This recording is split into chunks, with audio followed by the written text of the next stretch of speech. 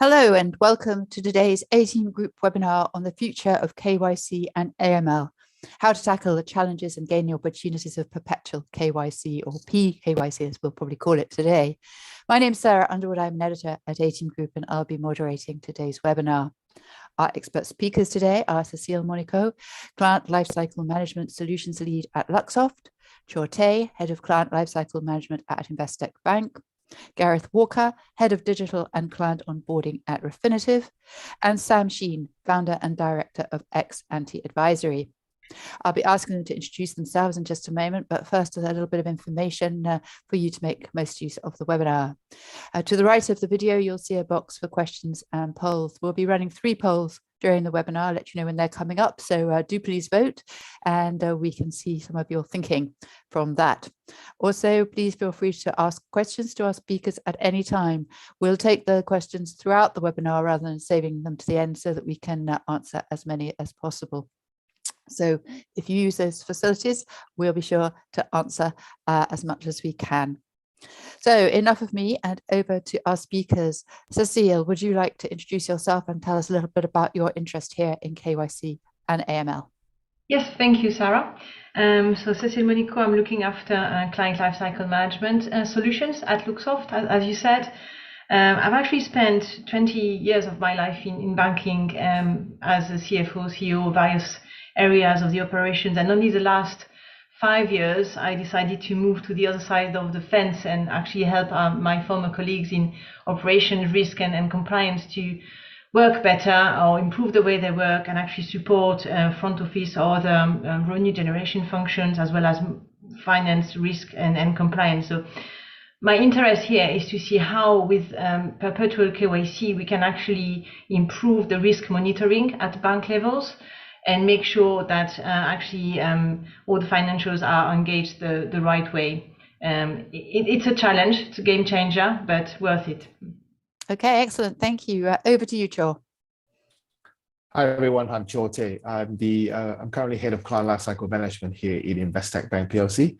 So my interest is the same as all the other panelists here. So I've got a strong passion trying to make CLM not just a control function, and how do we add value in the business context. So that's where I think PKYC will become a topic that is very close to my heart. Okay, thank you very much. And over to you, Gareth. You've got your mute on. Thank you, Sarah. No problem. Gareth Walker, can't use the mute button apparently. I look after the client onboarding and digital onboarding businesses here at Refinitiv. My background, a little like Cecile's, is initially on the practitioner side. I worked in areas on the banking side, both on the broker dealer and on the buy side, where I was involved in or participating in onboarding processes. I suppose a little earlier than Cecile, I made the jump over to the vendor side to help work on solutions that hopefully assisted those processes. For me, PKYC, I think, as was said before, is definitely a potential game changer. I think the tools that we're building now are potentially helpful in that regard. I think actually it's to me, PKYC will almost be a byproduct of the move towards better technology and better data services. And you know, as I say, the organization I work for is a provider of both of those. Okay, and over to you, Sam. Hi there, my name is Sam Sheen. I have worked in a variety of roles, both in the private sector as well as working as a regulator, heading up AML and enforcement. I work with both fintechs and with regtechs on operationalizing AML compliance requirements. And I am an approved subject matter expert with the Council of Europe on various financial crime topics. And my area of specialization and interest in this topic in particular is around taking complicated AML regulation and turning it into something practical. And I see PKYC as, in fact, probably one of the most seminal, but not really regarded as highly relevant areas in relation to risk management. And it's something that's really been neglected for a lot of years and siloed. And so I'm interested in seeing how it's coming to the forefront of probably the most effective way you can risk mitigate against financial crime. Excellent. We've got a lot to talk about. Clearly, that's great. So thank you all. Let's get started with an audience poll. The question is, to what extent is your organization interested in and or acting on the implementation of perpetual KYC?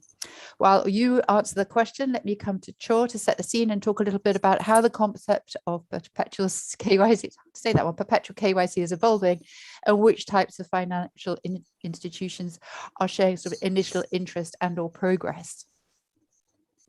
Sure, I'll start off. Thanks, Sarah. I'll start off with some statistics recently published by PwC and LexisNexis.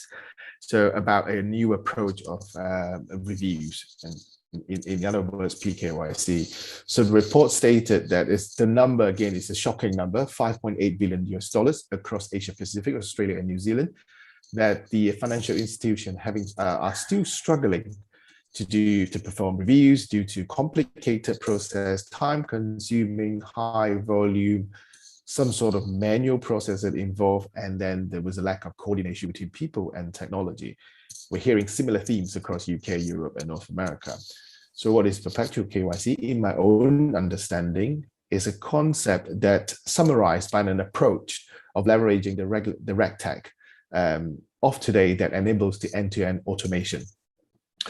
There will be a degree of human involvement, but the idea of it is to utilize majority of technology to do most of the work. So there is a prerequisite to this, is to collect and store this information digitally, and to be able to continuously leverage on technology, identify changes regardless of materiality. So that's my understanding of interpretation. Of course, the good news is there are proven examples that some of these are working, and some of those are as high as 60% effort saved on a total effort basis. So the point here is made by Gareth earlier on. PKYC, IC, and some of my peers that I spoke to, we see that that's the future. It's definitely a more efficient way of looking at processes going forward. Okay, thank you, Gareth. What would you add there? How do you see things out there when you're with clients and so on? I think very similar to Chor. I think in terms of the types of institutions, I think it's interesting. Different firms, different sizes and types of organization are looking at what I think you can define in the way Chor did as PKYC, but they're coming at it from slightly different angles. I think the larger, more established firms who already have big books of clients and big remediation exercises and big refresh cycles to deal with. I think they're probably more advanced in the discussions, probably because they are acutely feeling that pain every time they come around to those annual reviews. And, that's clearly a big drag on resources. And to Chor's point, although I think the technology is becoming more and more available, it's not always being properly used, or it's not being used consistently. It's better in some regions and areas than others. And I think they're probably the more advanced in the conversation in some respects, because of looking to achieve those cost savings, those efficiencies, and ultimately to be smarter about the way they're handling their compliance risk. I think what's interesting for me is the smaller firms, though, who are perhaps new entrants into the market, the startups, the fintechs, crypto firms I speak to in particular. They don't have the same incumbent problem, if you like, that the big established financial organizations do. But then they're also wary of the challenges that have been faced by those organizations, and are trying from the outset to build tech stacks and operating models that basically prevent them falling into that trap, a number of years down the line. I think they're also, the growth rates of some of these firms are exponential. I mean, over the course of 6 months or so, they can, quadruple or more times their client base over and over and over again. I think they're acutely aware, if they don't solve for the problem now, if they don't get the processes right up front, if they don't have the right customer engagement mechanisms, the right data sources, they're just kicking the can down the road, and they're going to have a problem there.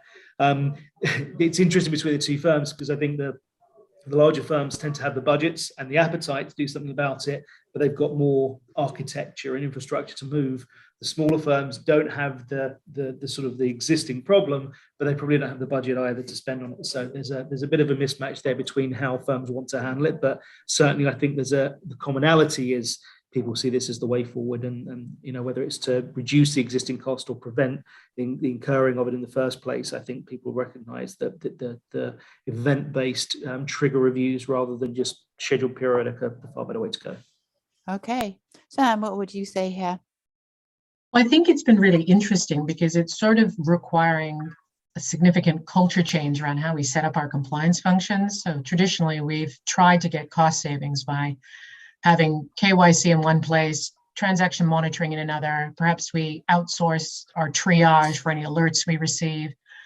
And what we're seeing with regulator decisions is they're making it really clear that siloed approach isn't working, because the trends, the emerging risks, things that should tell us that what we think walks like a duck and quacks like a duck is not a duck, are not being transferred efficiently. So long periods of time can go where there's significant changes about a customer's risk profile in their transaction activity, but it's not sent back in terms of looking at their KYC and perhaps changing their risk rating. And to achieve that, technology is certainly one component, but it's also rethinking the way we set up these teams, how they work together, how they exchange information, and how we prioritize those activities. And that's a really, really big challenge for a lot of institutions. Some of the larger ones under regulatory orders or adverse decisions have made tremendous investments. ABN AMRO is one really good example of some phenomenal change that's happening there. But for smaller businesses as well, it's really changing that mindset of there's only one thing that you can be good at, and actually starting to think, how do you get people to think KYC isn't just a Polaroid shot of the customer, it's something you need to know throughout the whole time you have them. Okay, that's great. Can we see the poll results, please? And Gareth, would you like to make a comment on this? Is this what you might expect?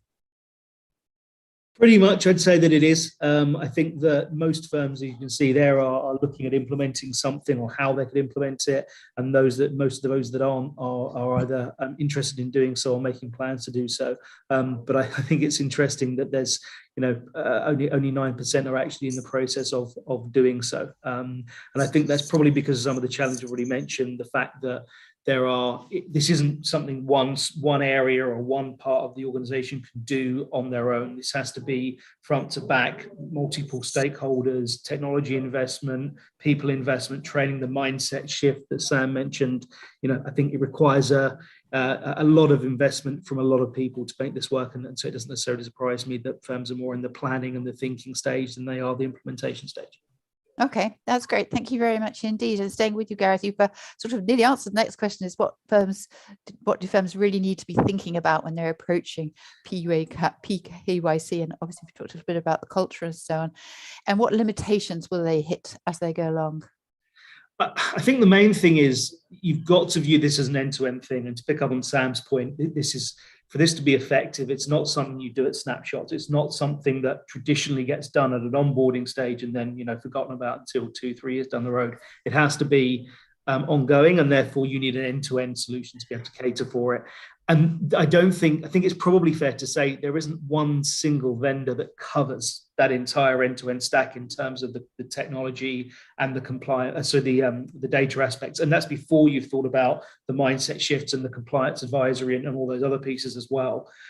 Navigating the market of all of the vendors out there is not a straightforward thing to do. If you're, again, a very well-established firm with large procurement departments, potentially you have a resource that can focus on that. But the sort of small mid-sized firms, it can be pretty impenetrable, and there's ostensibly a lot of vendors out there who do the same kind of things, and figuring out who you'd use in different geographies or who's better than another is no small effort in itself before you even put the solution in place.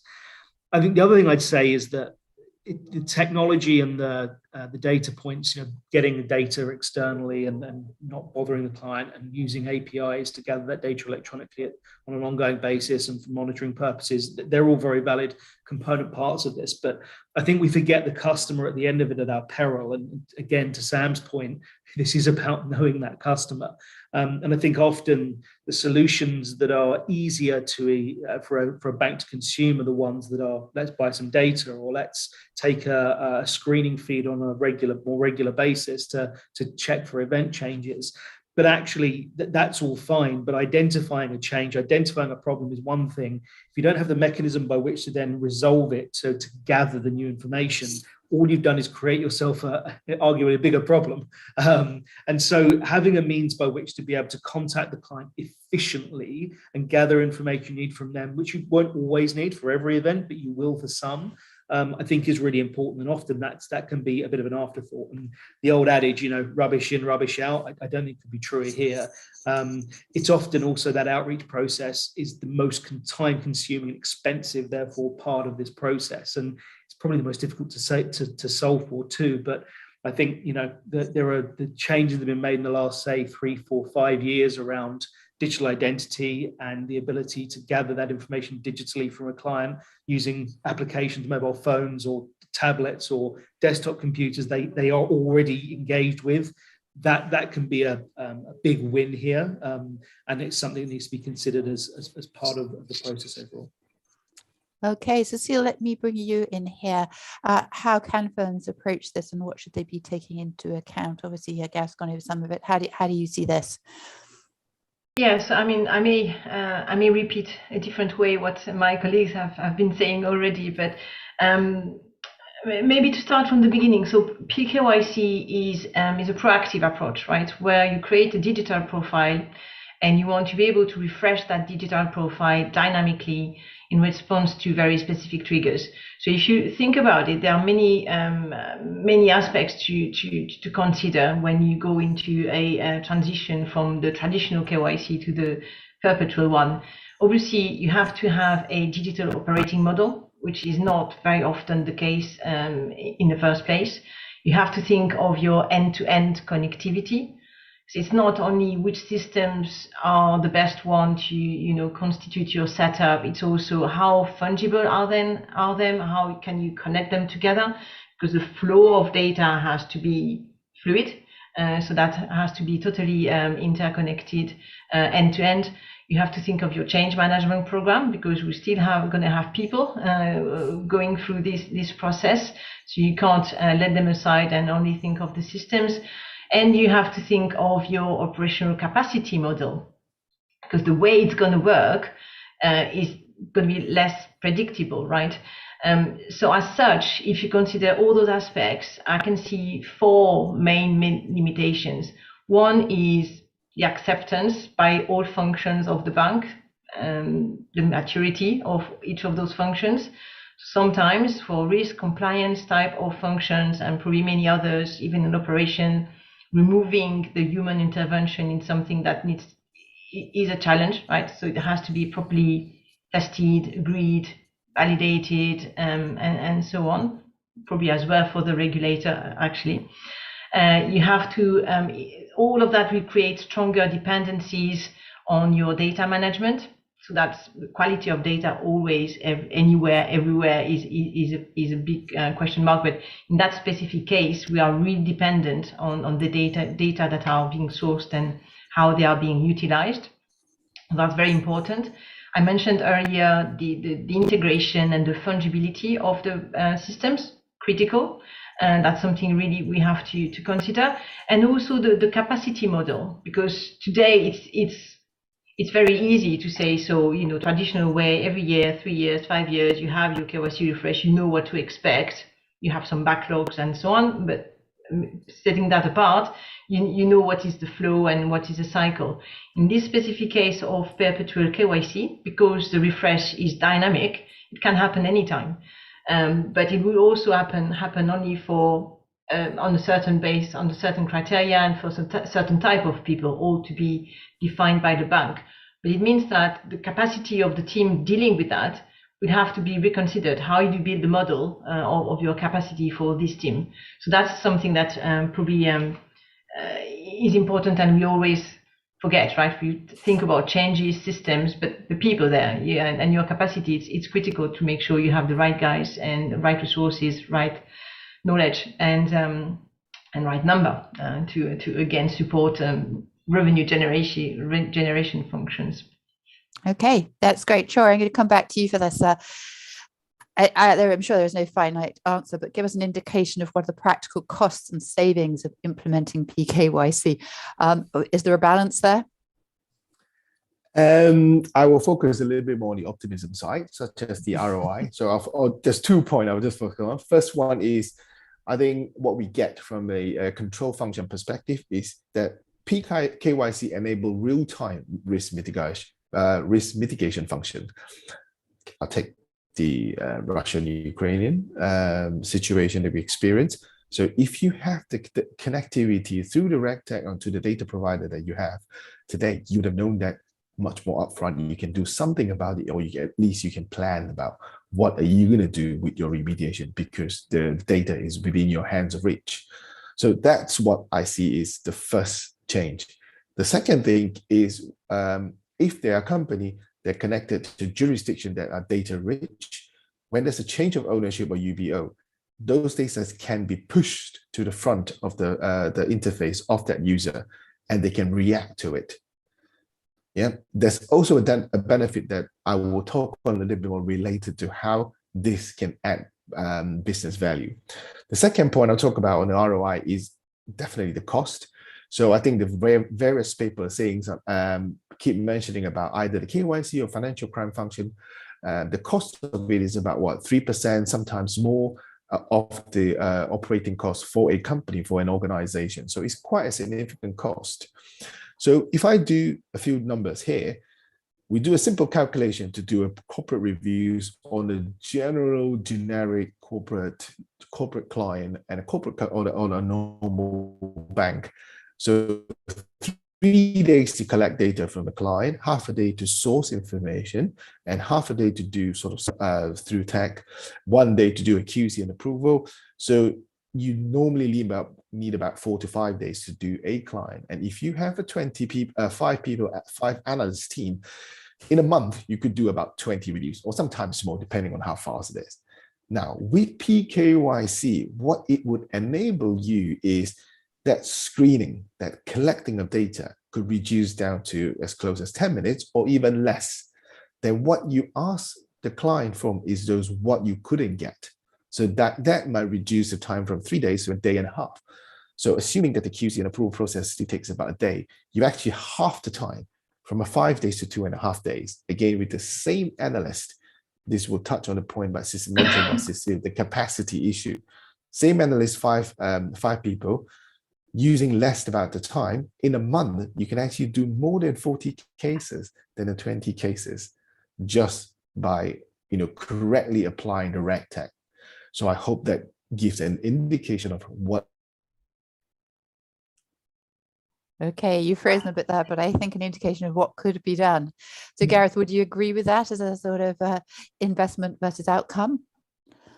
For sure. I think, as Chor was saying, that the cost savings can be significant. I mean, depending on which report you read, and as you sort of identified at the start, Sarah, it will vary from organization to organization. But I think cost savings as high as sort of 80%, I think, on the existing footprint of KYC are possible. Certainly, I would say that's the very upper end, and I think it will take time to get all the way there. But I think it's a sliding scale, and I think that over time it's possible to make significant savings against those budgets.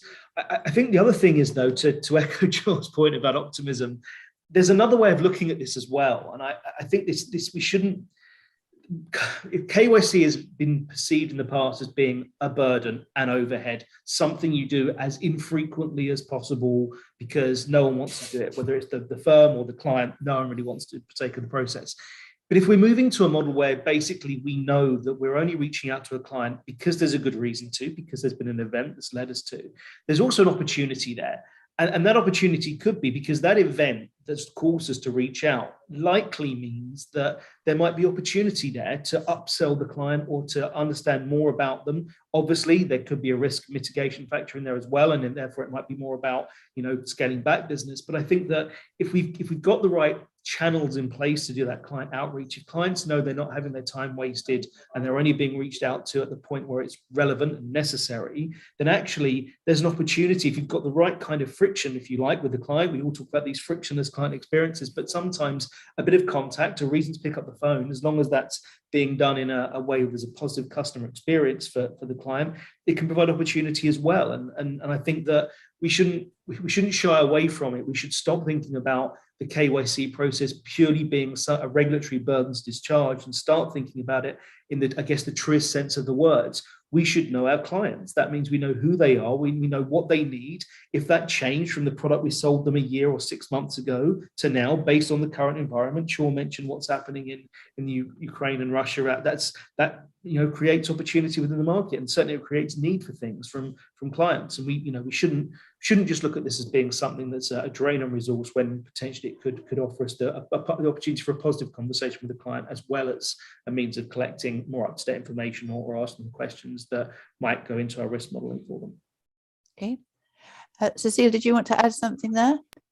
Yes, but in a nutshell, what we're doing by moving from a traditional KYC to PKYC is we make it less admin oriented and more in consistency with the idea of generating, cross-selling, upselling, knowing your client, not only from the admin side of things, which, yes, nobody is very happy to do, even though we have to do it from a regulation standpoint, but also taking the advantage of having contact with the client and effectively check other stuff. So it's really has to be thought through this way. And if you look at it this way and you add the number that Cho was mentioning, or Gareth, it is worth it. It's worth the investment, because there is an investment initially, right? There is no miracle in there. So it's kind of a long, challenging process. But in the end, it helped with the admin side, it helped with the regulation side, and it helps with the bank numbers as well. Okay, thank you very much indeed. Let's take another audience poll here. The question: what are the drivers of PKYC implementation if your organization is considering or implementing a solution? On this occasion, you can tick as many of the boxes as you like, or as are appropriate perhaps. And while you do that, let me come back to Cecile and find out a little bit about what she thinks regulators want to see from firms' KYC solutions, and to what extent PKYC could achieve this and help firms avoid fines for regulatory non-compliance. Yeah, so in principle, it's quite simple. The expectations of the regulator are ultimately for the bank to be continuously on top of their risk monitoring, right? If you think of, again, the traditional way, when the KYC is done every 1, 3, or 5 years, depending on the perceived level of the risk of the client, and this leaves quite a lengthy gaps in firms' view of the risk. And that could put firms in significant risk of money laundering or regulatory actions. So what the regulator is looking for is for the bank to have a more proactive, a more robust approach, where they would maintain and monitor the risk of their clients by having accurate and up-to-date client information. So that's the basis of what the regulator is asking all his clients or banks to do. Having said that, again, removing all the routine of a regular KYC and having it on a more dynamic way helps as well to reduce the process and to maintain the due diligence to what is necessary. So in a way of managing by exception versus managing by routine, which is something that can be efficient on the bank side as well. So what the regulator wants is not very new. It's just that we have now, or we perceive the tools and how to set that up. So yeah, let's go for it and let's do it. Yeah. Okay, Sam, what do you see there from the regulatory perspective? I just think nobody's known how to do it properly. And I think sometimes that's extended to the regulators themselves, right? I mean, look, we all know you can make whatever schedule you want to make. You may be required in your country to review your high-risk customers once a year. You may promise you are not going to wait till December to review them all, and dollars to donuts, another project will get in the way, and lo and behold, you've fallen behind on your reviews, and you're no longer able to focus on why it is you're doing the review. You're now working against the numbers. The other problem I've seen is that people don't know what they're supposed to be reviewing. So you have people who know they've got a trigger or they have a scheduled review, and they just review everything that's on that particular record. They're not thinking why they're looking at it, what's relevant to be looking at, what's the thing they should be looking at that would make the biggest difference to the risk score. So I think in some respects, the push has been so heavy on how often you should review, the circumstances you should conduct a review, that we've not been very good around what is it you're supposed to be looking at? And when you found it, what are you supposed to do then? So I think there is a real need to have that discussion before you even start to decide on any technology, because if you don't know what it is you want to look at, then you can't properly set up the technology. Okay, fair enough indeed. And let's see those poll results, if we may. And Sam, would you like to comment on these? Oh, regulatory compliance there up the top. What would you say, Sam? I would say it's a shame that that's the driver, because really, if we really thought about what's the cost of non-compliance, the opportunity cost that comes with having to spend loads of money on catch-up and remediation, distracting from other priorities and emerging risks, you know, we would really see that not doing perpetual KYC properly is a real commercial loss. So I get why this is the driver, because this is the song we've all been dancing to. It's just a real shame. Okay, let's see if we repeat this next year, if we see a difference, which will be more encouraging perhaps. So thanks for that. And Gareth, coming back to you, what are the essential elements of PKYC and how can you ensure they're integrated correctly and they can at the end provide us a watertight and seamless solution? I think we've touched on some of them already. I think that the data is kind of key, and I think to Sam's point, the right data to review the right things and get the right triggers, because if you just check everything all of the time, every day, you create a bigger problem, because you have the same problem you have on a scheduled basis, but to Cecile's point, you don't have the resources to deal with it, and now you're reviewing your entire client base on that basis, on a daily basis or on a weekly basis or whatever, and you know that then you're going to have a wood for trees problem, which is obviously not helpful. But I think it's the quality of the data and the metadata as well is really important. So to take screening as an example, you know, that's the obvious one. I think people tend to do ongoing screening, particularly on their higher risk entities on a more regular basis. And there's I suppose an element of PKYC event-based review going on an ongoing basis there anyway. But one of the things we're doing in our WorldCheck product, for example, is looking at how we can enhance the metadata around the hits to not just say there's a hit, go look at it and figure out if it's a problem or not, but actually help our clients classify a little bit better into this is a hit that probably is going to warrant your attention because it's someone becoming a PEP, or it's someone adverse media because they're linked with, you know, terrorist financing or money laundering, which is clearly something you want to be aware of, versus something that's much more nondescript and much more kind of binary. Now, clearly we can't make the decisions for our clients, but there's still a balance there. We can give more information that will enable either the users or the ML or the AI technologies that can review these hits and ultimately get to a place where more of them are being discounted automatically. That's sort of where I think the direction of travel needs to be. I think there's something that Sam mentioned earlier on, though, that I think is really interesting about that shift from a compliance standpoint as well, the mindset. And I think that is hugely important, because what we're basically, I think for this to work, there has to be an acceptance that in some cases we are going to rely on technology broadly to do the job that otherwise has been done by a human being. And I think there is this, sometimes, depending on the side of the fence you're on, I think sometimes there's a tendency to presume the human being always gets it right and always exhibits perfect judgment. And despite the fact they're doing what is essentially often a monotonous task and they're doing it over and over again, you know, they'll always be right. And we sort of forget that that isn't the case. I think machines will always do what you tell them to do, but it's, to Sam's point earlier, it's making sure we're asking them to do the right things in the first place. But there has to be an acceptance for the cost savings to be realized and for, frankly, the whole thing to be practicable, that we are going to do things, we're going to use the technology available to us, and some things are going to be processed automatically using, you know, the machine learning or the AI and the metadata, and we're going to make decisions without looking at them. And I think that can be a big shift in mindset for some people who just aren't comfortable with the idea of machines doing that, you know, algorithms making the decisions. Okay, Joel, what would you say in terms of the parts and how they can be integrated to make a very good service? I would agree with Gareth. In fact, I would just focus on, you know, I'll take out the people part, take out the policy part. I'll focus on just one part mentioned by Gareth, which is the mindset change. In how I see it is fairly key. So mindset in how we see data, that within that subset, I think there's 5 things. Digital KYC profile mentioned by both Cecile and some of the analysts here. You're going to be able to store these data points digitally, including time print, date prints, very minute data.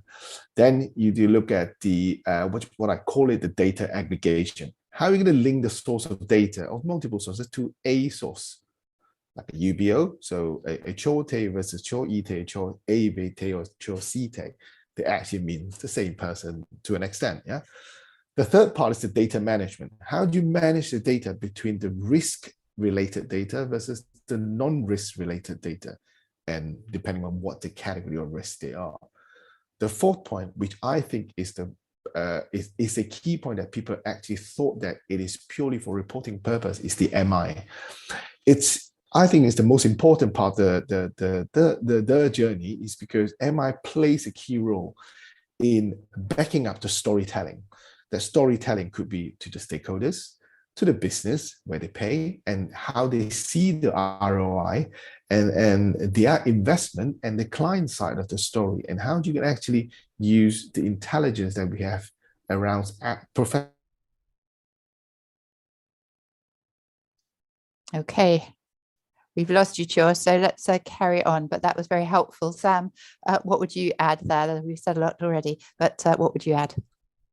I think really just think about a pragmatic approach. I'll tell a very quick story. So I moved house, and of course, like all good people, right, I forgot to notify various pension companies, et cetera, that I'd moved. And so I had one company who notified me that their PKYC detected I had moved. Was this my new address? And they provided it and said, could you please confirm? Another one of the financial institutions I deal with didn't realize for some time I'd moved. I finally told them, and then I was sent a 4-page document I had to fill out in pen with proof and a certified copy of the fact that I had moved to my new address, which was really fun during the pandemic, because apparently I also had to find someone to certify it at the same time. And in the meantime, all I kept thinking was it would just be easier to change my account to somebody else. So I think in some ways, we really need to think about right down to the really practical level, which is it's a regulatory compliance requirement, but there can be ways to make this painless for the customer and still achieve compliance. So when we're thinking about how we want to design this, we need to also think about inevitably there's going to be some interaction with some customers. So how do we do this in a way that matters, not in a lazy way by sending them 4 sheets because we couldn't be bothered and some poor person's going to have to type it all back into a system. So fat finger syndrome, typing in things wrong. But what can we think about along the way to go? What makes it easy for us, makes it easy for them, and at the end of the day gets us what we need? And I think we forget that sometimes. We sort of jump right in the middle of trying to do it without really thinking, well, how will we get it? What will we do with it? Exactly, as Chor's described, but then really granularly thinking, what are all the ways this could possibly get messed up? Or are we prepared to wait? And what if a customer never answers? If we send them forms, if that's our response to a change? So I think having great brainstorming sessions with your frontline people, as well as your compliance people, to talk about, what do you see as the challenges? What do you see things that might work or not work? Really reveals things that maybe you may not see if you work full-time in the second line. Okay, that's great. We have time, I think, to squeeze in a final poll question here. Is what are the challenges, in your terms, our audience, of implementing and sustaining PKYC? So again, you can tick as many boxes as appropriate. And while you do that, let me ask Cecile to talk about how she sees the challenges of implementation and ongoing PKYC services. Challenging, I see it very challenging, because as we said, we know the theory, we don't really know exactly how it works, and we were discussing as well, putting together a use case and so on, and it's not that obvious because not many banks have started, and even less have implemented something that is close to PKYC. So, and as usual, that little devil is in the details. So we know that the challenges will be covering 3 pillars: the system, the people, the processes, as usual. We know that the challenges would be about the fungibility of the system. It would be about the quality of the data and how you aggregate them, how you deduplicate them, how you use them at the right time, in the right place in the process, and so on. I think for me, one main challenge as well is when you look at it and you take some step back, is what is the business case we are trying to achieve here? What is the problem statement? And what is the problem statement, and how do you build the business case actually? So problem statement obviously primarily is about compliance and risk and so on. Fine, I think that's all clear.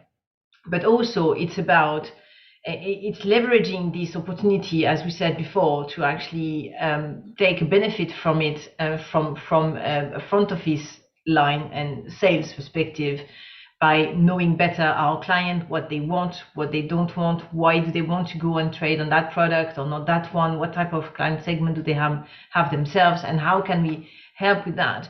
So So to me, the main thing to start would be to have a strong business statement and a strong business case for each of the bank. And it will be different from, I mean, maybe some similarities, but it will be different from one bank to the other, depending on the type of bank, you know, wealth assets, consumer asset management, investment banking, retail, the size of the financial institution we're talking about. So having that business case really understood internally will definitely help drive the execution, because people will understand why they have to do that and why they have to look after, you know, those systems, those data, that capacity model and the process and so on. It makes it, you know, having a purpose. But I think the primary challenge for me is that one. So maybe it seems a bit more, you know, high level, but I think we have to address that if we want to make it a success ultimately. Okay, Gareth, quickly, what do you see here as the challenges when you're implementing? I think Cecile's absolutely right about the business case and knowing why it is that what we're trying to achieve here. And I don't think it should be branded just as being, oh, we're moving to PKYC. I think it has to be a bit more, we have to have that big lofty goal, but I think there also has to be acknowledgements that there needs to be steps along the way, and that primarily, actually, this should be as much about getting the right process and getting the right, you know, from front to back, from the policy through to the operational processes, then through the technology assets that you're going to use to work against that policy and to dispose of the procedure. Automating a bad procedure, it's still a bad procedure. You're still not, to the point Sam made earlier on, if you're not checking the right things, it's a waste of everybody's time. So I think it's making sure that we understand and firms understand what is they're trying to achieve, making sure their policies and their on the compliance side and also on the operational side are lined up doing the right things, and then finding ways on probably a more piecemeal basis, saying, okay, how do we automate that part of the process?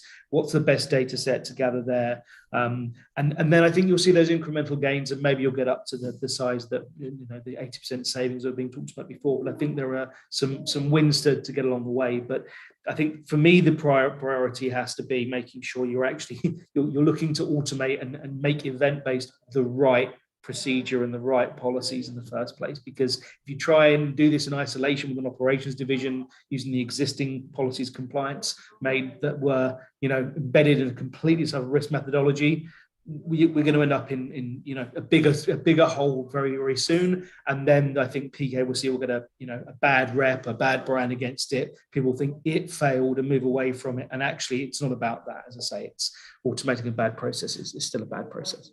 Sure. Okay. Let me ask, could we see the poll results, please? And Cecile, would you like to comment on these? I'm moving my videos as well. All right. So challenges start with sourcing required high quality data, shortage of budgets, achieving required level of automation. Actually, it's in order. Lack of management buy-in. So yeah, I think obviously data can come first, because it's a challenge everywhere, anyway, whatever we do. In those days, people can see that, you know, you really have to have a business case to make sure you have the right budget and the right resources for the right purpose. So I understand that having the, you know, the issue of seeing your resources and budget being cut can be a problem. And achieving the required level of automation comes together with those systems automation and so on. If you don't have your management buy-in, then you have a problem, right? And you probably should start with that. But if people don't see it as too much of a challenge, it's probably a good sign that actually we could, you know, hope that the move to PKYC will happen sooner rather than later. Okay. So same data quality, it shows up everywhere, doesn't it? Thanks for that. Thank you for voting, and thank you for the poll. Okay, a quick one here, Gareth. Are there particular Regtech tools that you can use? We've talked about data quality, automation, things like that. Are there any quick wins with Regtech? I think there are some. I think it's interesting. I find it interesting that last poll, that the data was perceived as the highest, the biggest issue, because actually, in my mind, I mean, okay, the navigation of all the available data out there is a challenge, but there's a boatload of data out there. I think that it's perhaps the way we use it and digest it is the bit that has to be worked on. But I personally, I touched on it before. I think that to say this is a data problem and only think of it from that point of view would be a bit of a misstep. I think that the ability to do the client outreach is probably the gnarliest bit in some ways to do, but it's often, I suppose, a bit of an afterthought. And I think that, yeah, there's some opportunities I mentioned before that having a good client experience and being able to provide your clients with a good interface will provide you with. But I think Sam picked it up earlier on when she used her example. The single biggest barrier to achieving good quality KYC outreach is a bad process that results in a client not wanting to do it. Clients will put up with a bad process at the beginning of the relationship because ultimately they want something. They want the account open. They want the funding or the FX or whatever it is they're trying to apply for. At the point where it just becomes an admin function, no one's really interested in doing it. And to Sam's point earlier, you'd sooner just switch banks than have to go through the process. I think that actually, if you get the client outreach process right, the data challenges and all that other stuff, some of that can go away because often the best source of data is the client. And the reason we don't go to them is because we perceive that as being the most painful and the most obtrusive thing to do. But if you solve that problem, if you make that a seamless experience, if you tie it to some other value generating activity for them, then a lot of the other problems can go away. It's not a silver bullet, nothing is. It requires the tech stack we talked about before. But I think it can go a long way to solving the problems. And I think we often draw a line around the KYC process, and the mindset tends to be, let's do as much as we possibly can without having to bother the client. And that mindset probably comes from the fact that we know that in the past, that engagement has always been negative. It's never been a positive experience. Change that, you can change the way of gathering the data, and the whole thing turns on its head. Yeah, Cecile, what would you say there from a vendor perspective of other sort of Regtech solutions? And while you answer, I'm going to ask you a question. No names, please, but it asks: does do PKYC type tools exist? What are they? Or is it more about process and other existing technology? So do you see particular Regtech solutions, or is it about process and some of the tough tech you have? Well, to me, most likely a bank will need a combination of tools based around their existing architecture, their data, their resources, their use cases. And the Regtech market continues to boom. With multiple firms offering a variety of broad to niche services. So you go from sourcing data to aggregating data to deduplicating data to workflow onboarding, and we know a few, to service screening.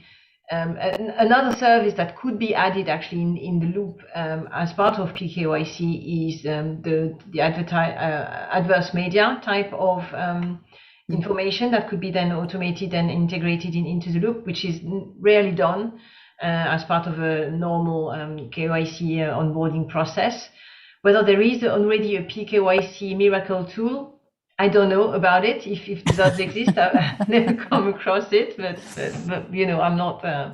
Maybe it does, but I don't know. So I don't think so. I think it's more a combination of the different tools, and it's very important upfront to actually understand what you need and which tool works best for your own situation as a bank. Okay, that's great. We've got quite a few audience questions here, so let's go through a few more. Sam, coming to you. If you were CIO of a bank contemplating PKYC, what technical questions would you be asking your financial crime and surveillance teams? Ooh, I think the first technical question I would ask them is, why do we need to get something else?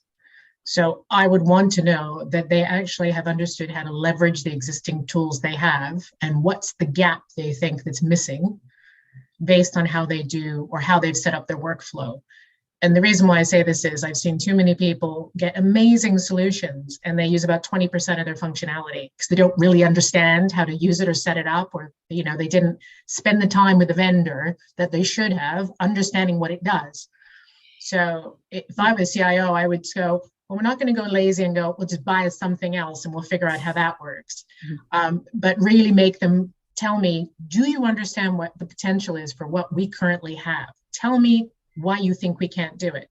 it may be something we can solve internally, or map me out your workflow and show me how it is you want it to work. And then I would go away with my team and go, is this really the most efficient way to do it?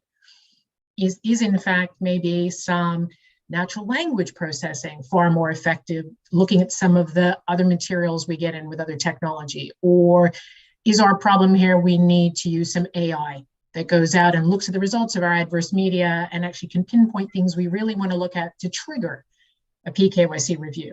So that's kind of how I would approach it as a CIO, is first, why do you need it? It's not Christmas. We can't buy everything. And do you really understand what we've got to really narrow down where you think the gap is? Okay, excellent. And Gareth, one for you. It says, how can managed services support PKYC and what are their limitations? I think there's definitely a role for managed services. I think that I mentioned the screening hits, for example, earlier on, and disposing of the false positives. I think that's often an area that people think about when you look at automating or doing a review on a more regular basis, and event-driven reviews in particular. I think that for me, again, Cecile touched on it before around the resourcing, I think you have to recognize that as an organization, if you're moving to this model, you're going to move away from something that's relatively linear and predictable to something that's not. I think that means that you need to, your end state resourcing needs to look different than it does today, but it also means there's probably going to be a few peaks and troughs along the way. You're going to have to adjust along the way. And I think the use of managed service providers and scale partners and essentially having the capacity to be able to quickly upscale or downscale a team in response to some of that demand is going to be really important, particularly when we're in this maybe hybrid state of sort of review and PKYC, because I don't think we're ever going to get to a stage where you can just switch the switch and we all move to that new solution. I think the other thing is as well, the using often, and I suppose this is to an extent the point Sam made, sometimes the vendors who provide the tools and then the service layer around those tools they know it better than anyone else does. They know their technology, and I would say utilize them. And whether that's from a training perspective, whether that's from a managed service perspective, make sure you're getting the most out of the tools you've got and you understand what they do and the capabilities of them. And I think, as Sam said, often the vendors are the best place to start with that, because they built them, they developed them, and they know how to operate them fundamentally. Okay.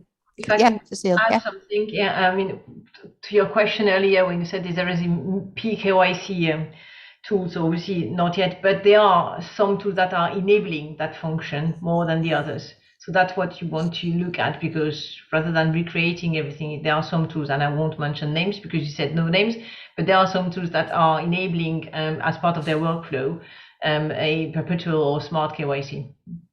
Okay, thanks for that. And one more, and I'm going to put this one to you, Chur, and it says, does the panel think PKYC will be a competitive advantage? And if so, would it make sense to be an early mover?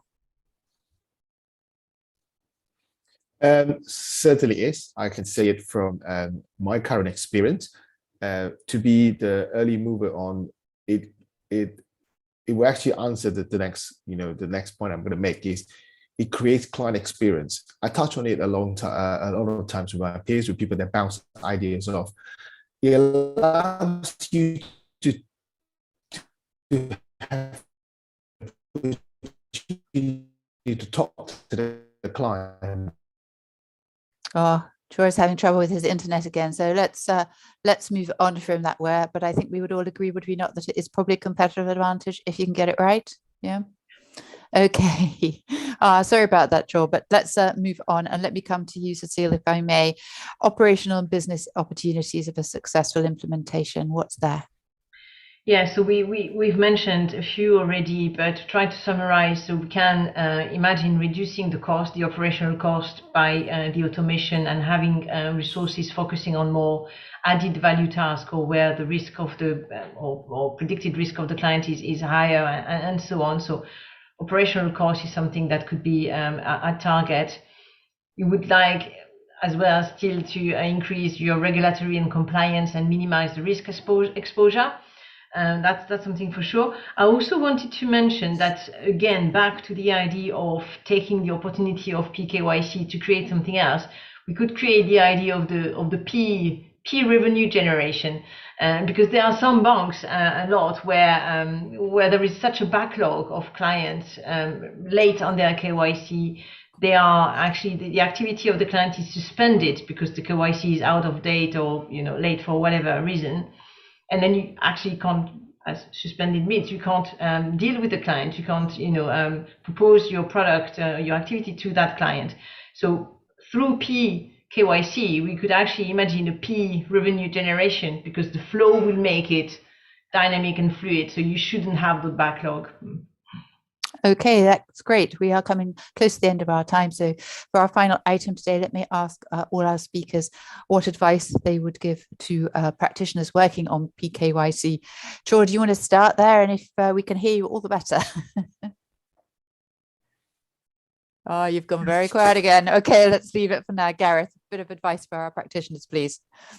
Sure. I mean, I think that for me, we've covered these points before, but I guess in a sort of by way of summary, you've got to get the buy-in across the stakeholders. I think that, and I don't just mean the sort of traditional ones of KYC and compliance and technology, but you need to get the business buy-in, because I think that there are definitely some positive revenue generating opportunities here. And if you can get the business to buy into those, then they'll probably help fund the initiative, but I think also they'll get behind it and enable us to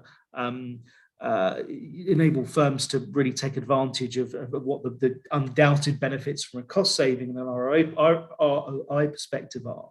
I think also I've touched on client outreach processes enough, but I won't do so again. And I think the mindset piece, I come back to that again as well. It's about that buying across the organization. It's about having all the same stakeholders, but identifying all of the opportunity and also being upfront about the level of impact there's going to be, the fact we might need to upscale on the managed services or some extra heads for a period of time. There might be some extra requirements to spend some money on tech, notwithstanding the fact we should make sure we understand the tech we've already got and that we're using it to the best of our ability and the best of our knowledge and getting the most out of that first of all. But I think if you trade those things off, make the business case correctly, it should make itself. Okay. I think that there's significant benefit there. Okay, Cecile, what advice do you have for our audience? Yeah, I'd be quick. We need to, it's an opportunity, to reassess the bank risk appetite. It requires a strong, structured change management program. I would advise to go for single, central, end-to-end solution for a bank. And the usual advice, try on a sample set, fail to learn, refine to grow.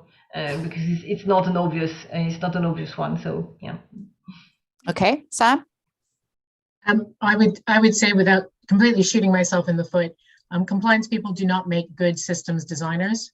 So your job is to come up with the output you need, not and how do you want the system to be designed to do X, Y, and Z. So I would say, start out thinking about what is the risk you want to mitigate. What's the purpose of the PKYC? What will be the benefits that you will gain by using PKYC over your existing processes?